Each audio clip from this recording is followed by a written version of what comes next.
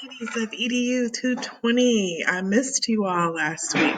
I wanted to take this time to just talk through your homework from last time and told me there were some hiccups, so I just want to make sure everyone has a clear understanding. So the homework from last week was to do milestone 2, which would be the book talk, and you'll do a Flipgrid video with an annotated bibliography. Remember just that book talk is not summary, that it really does highlight the themes, the moods, the literary elements, whether that book is culturally relevant, and how that book could be used in the classroom. Also remember that it needs to be an award-winning book and that you should identify the award that that book has won. Most of you finished your book award slide. Thank you. Please just make sure that your name and the award title is on that slide. So if you could do a double check, that would be great. Don't forget that you are to read chapters 4 through 6 in children's books and children's hands and take that quiz in D2L, and you have 2 attempts on that quiz. We're continuing to read the text House on Mongo Street, and I hope you're enjoying it.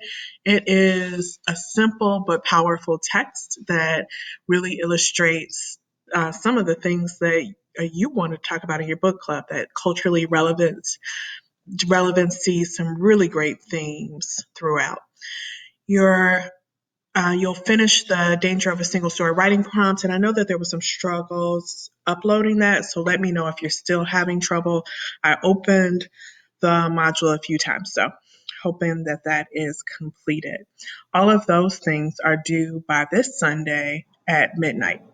The next thing that I want to talk to you about is something that you didn't get a chance to get through in class, and that is the issues and trends in literature, and that is due on next Friday. I think I just have that right. Let me double check. Yep, next Friday. So what that is just you are within the groups, and I'll show you those groups again in a second. You're tackling one of the themes or trends in children's literature right now, which might be diversity, censorship, cultural relevancy and responsivity, and multicultural literature, representation in children's literature. So you'll be looking at each of those things and identifying different prompts for that. Let me make sure I go back and give you just exactly what you're going to be doing. So you work in groups to investigate those topics, and you'll help us to understand why that topic is important when talking about it in terms of children's literature and in terms of the future of your classroom. So this is something that you'll need to work as a team with this, which is why I'm giving you a little bit more time. And remember, you can create more than one slide if you need to. I will also upload the slideshow to D2L so that you can see it. The other thing that I'm really excited to share to you that I'm going to put in D2L is the interview that I did with Maria Walther, who is a 34-year educator and who's written a number of books about read alouds and is presented internationally, and I think you will enjoy what she has to say. She drops some really good nuggets in our conversation. For week 5, there's some assignments due as well that I want to make sure that you are aware of, and that is to watch the video in the module. It's a quick video, but I think it is quite informative. And then by the 20th, which is Thursday, you will use one children's book of your choice to create a lesson plan for your future classroom.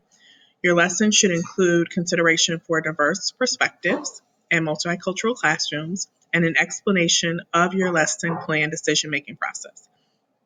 So there is a handout connected to that, and you should have course objective, and that objective is something that you want students to be able to do at the end of your lesson. So what should students be able to do at the end of the lesson?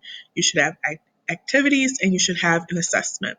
You should also be looking at educational standards connected to the grade level band that you teach.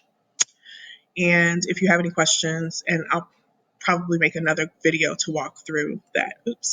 And then don't forget, as always, you're reading The House on Mongo Street and communicating about that via the discussion board. So I look forward to seeing you all next time, and look for another video coming up from you soon to discuss this lesson plan.